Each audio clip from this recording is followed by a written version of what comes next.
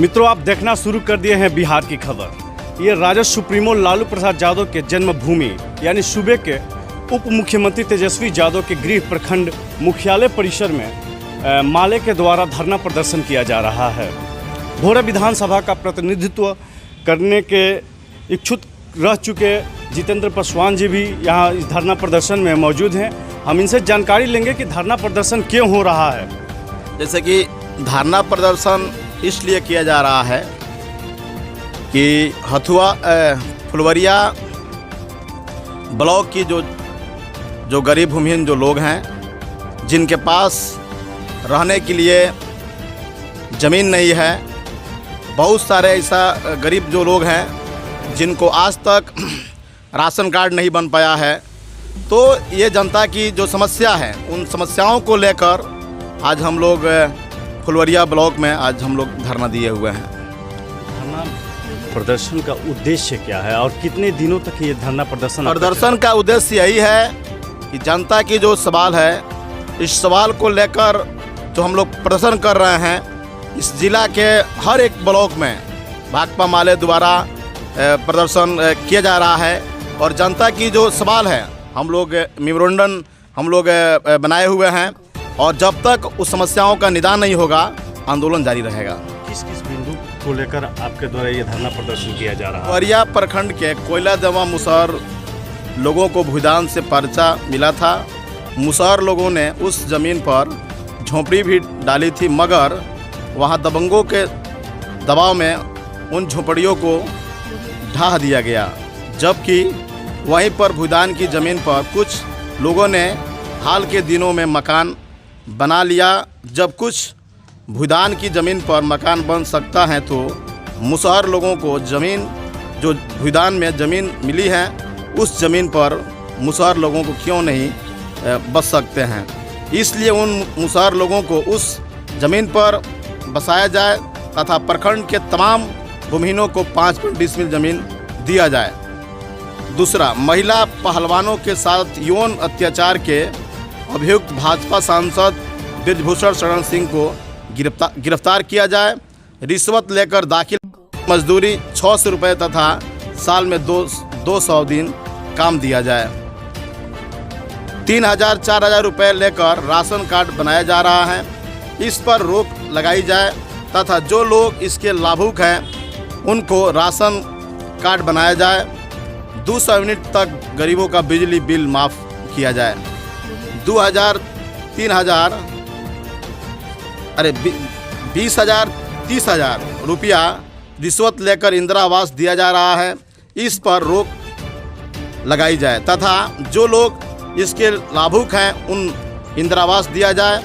1500-2000 रुपया रिश्वत लेकर पासपोर्ट इंक्वायरी किया जा रहा है, रिश्वत लेने पर रोक लगाई जाए।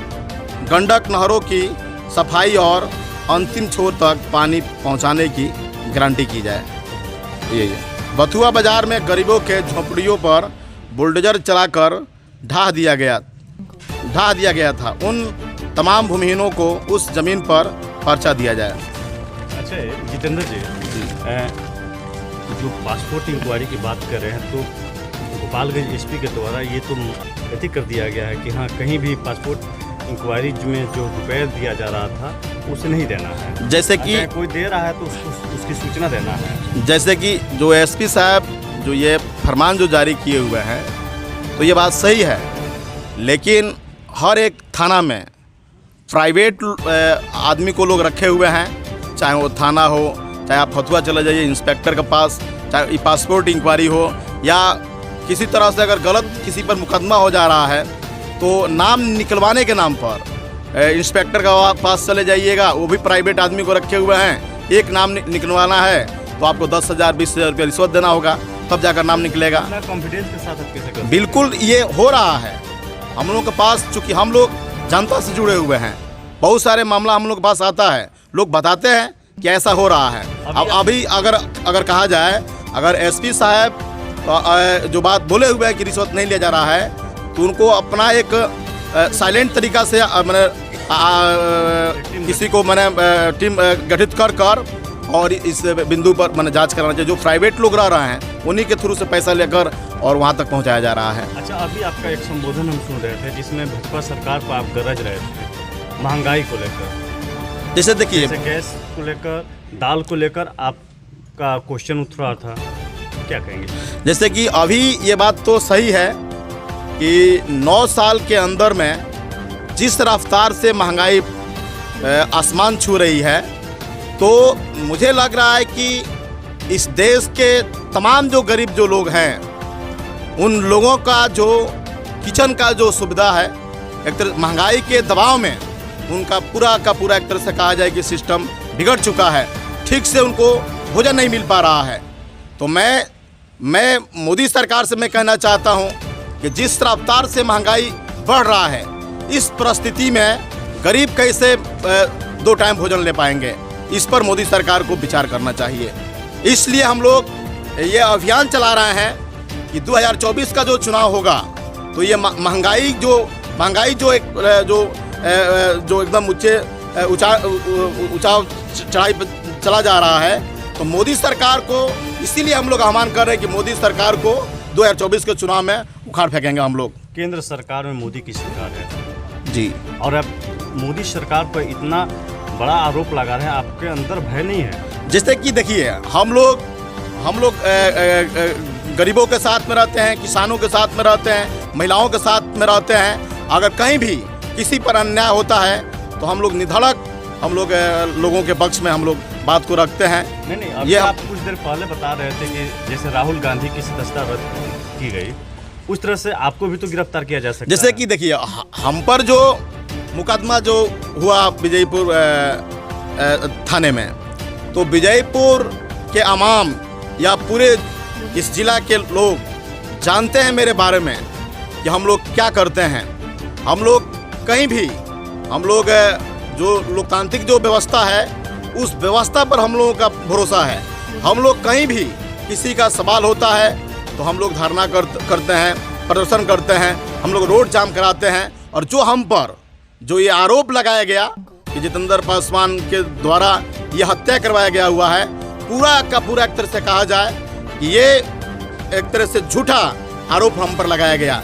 जिस समय ये घटना हुई थी, जिस समय कोरिया में ये घटना हुई थी, उस समय हम चिताना में उपलब्ध थे, हम अपने गांव में थे। जब हमारे पास खबर आया भाई उस गांव में झगड़ा हो रहा है, तो हमारे पास जब खबर आया तुरंत मैंने थाना प्रभारी के पास फ़ोन किए। हमने एसपी साहब को, डीजीपी को, डीआईजी को हमने आवेदन लिख कर दिया। हमने एक बहुत बड़ा सनिचरी बाजार में विजयपुर में, जिसमें हज़ारों हजार की तादाद में लोगों ने इकट्ठा हुए थे, हमने कहा कि हमको गलत तरीक़ा से फंसाया गया हुआ है। हमको इसलिए गलत तरीक़ा से फंसाया गया हुआ था कि ये जो हम गरीबों का बात करते हैं, नौजवानों का बात करते हैं, हम लोग भ्रष्टाचार ख़त्म करने की बात करते हैं, इसलिए गरीबों की जो आवाज़ था उस आवाज़ को रोकने के लिए हम पर एक फर्जी मुकदमा लदा गया हुआ था, जो आज हमको सुप्रीम कोर्ट से राहत मिला हुआ है। हम खत्म करने के लिए तो मोदी सरकार भी कह रही है। जैसे मोदी सरकार सिर्फ बोलते हैं, दिखने को नहीं मिलता है। सिर्फ बोलने में वो बहुत बड़ा माहिर है, उनका बोलने का स्टाइल, समझाने का स्टाइल बहुत बड़ा मैंने इसमें माहिर आदमी है। तो मैं बताना चाहता हूँ कि मोदी सरकार सिर्फ बोलते हैं, धरातल पर कुछ नहीं दिखता है। अच्छा, जिस बिंदु पर आपका धरना प्रदर्शन हो रहा है, आप सभी बैठे हुए हैं, यदि उस पर कार्रवाई नहीं की जाती है, उस पर सोचा विचार नहीं जा रहा है प्रशासन के द्वारा, अगला आपका स्टेप क्या होगा? फिर हम लोग ये प्रयास करेंगे कि फुलवरिया की जो जनता है, फिर हम लोग उनके बीच जाएंगे, हम लोग मीटिंग चलाएंगे और फिर हम लोग प्लानिंग कर अभी तो हम लोग 100 से थोड़ा से ज़्यादा हम लोग हैं, हम लोग और तैयारी करेंगे, हज़ारों की तादाद में हम लोग इकट्ठा करेंगे और हम लोग ब्लॉक कैंपस को घेरेंगे। अच्छा, ब्लॉक कैंपस को आप घेराव करेंगे।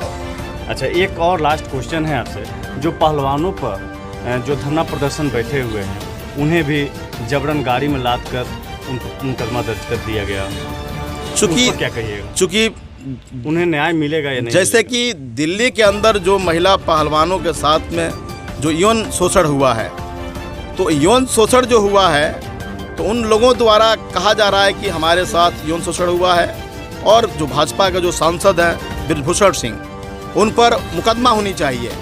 लेकिन मैं देख रहा हूं कि बृजभूषण सिंह यूपी के रहने वाले हैं, तो यूपी के रहने वाले हैं और भाजपा के लोग वहाँ चैलेंज करते हैं कि जो भी गलत लोग हैं उनको बख्शा नहीं जाएगा। लेकिन अभी मैं देख रहा हूँ कि भाजपा के वो सांसद हैं और महिला जो पहलवान है, जो उन लोगों को अंतर्राष्ट्रीय गिफ्ट मिला हुआ है, और उन लोगों के साथ में यौन शोषण होता है और वो बोलती है कि भाई बृजभूषण सिंह पर मुकदमा दर्ज होना चाहिए, उसको जेल के सलाखों में बंद करना चाहिए। तो इससे अंदाजा लगाया जा सकता है। मोदी जी कहते थे कि बेटी बचाओ और बेटी पढ़ाओ। हम कह रहे जब बेटी सुरक्षित ही नहीं रहेगी तो बेटी फिर पढ़ेगी कैसे, वो पहलवान कैसे बनेगी। तो ये एक तरह से कहा जाए कि मोदी सरकार का जो ये नीति है, इस नीति को पूरा देश समझ चुका है।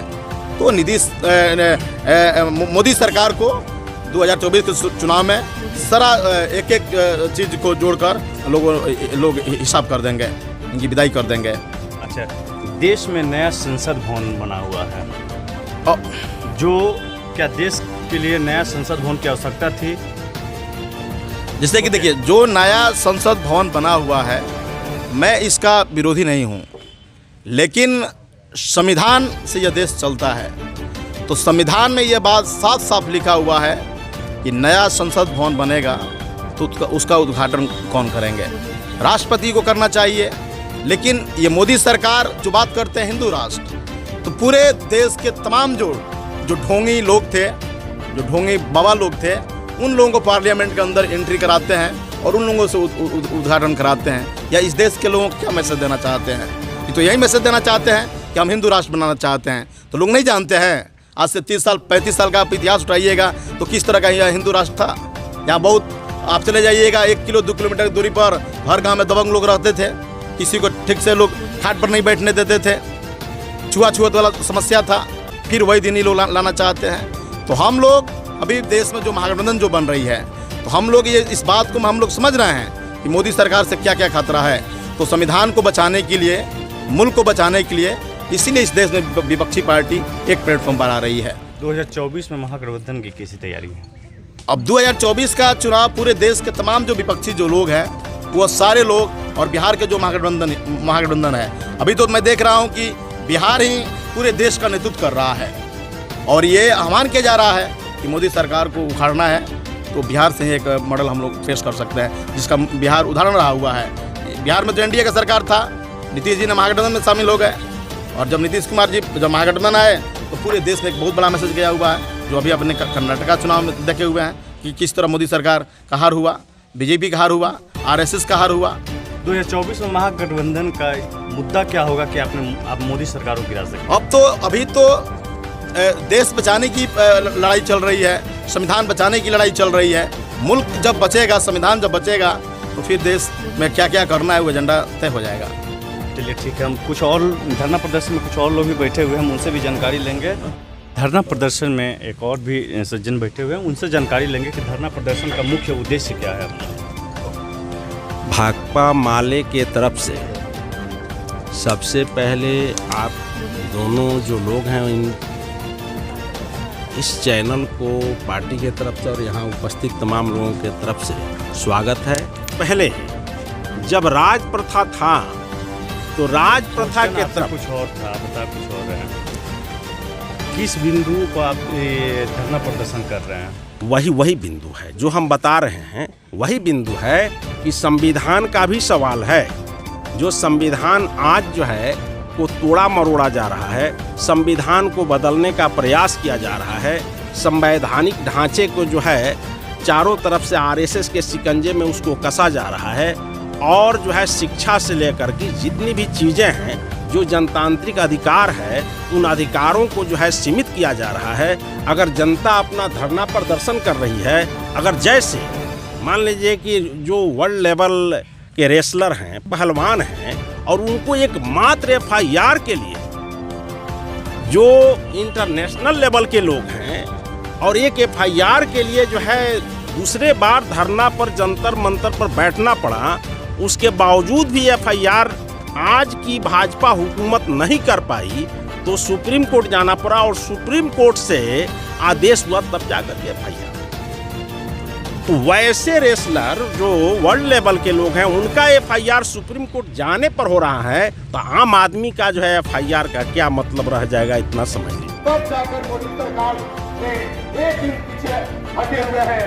साथियों, उसी तरह से कहा जाए, मोदी जी ने कहा था कि इस देश से महंगाई खत्म कर देंगे, लेकिन आप बता दीजिए कि मोदी सरकार के शासनकाल में महंगाई आज पूरे तरह से कहा जाए कि पूरी महंगाई बेलगाम हो चुका है।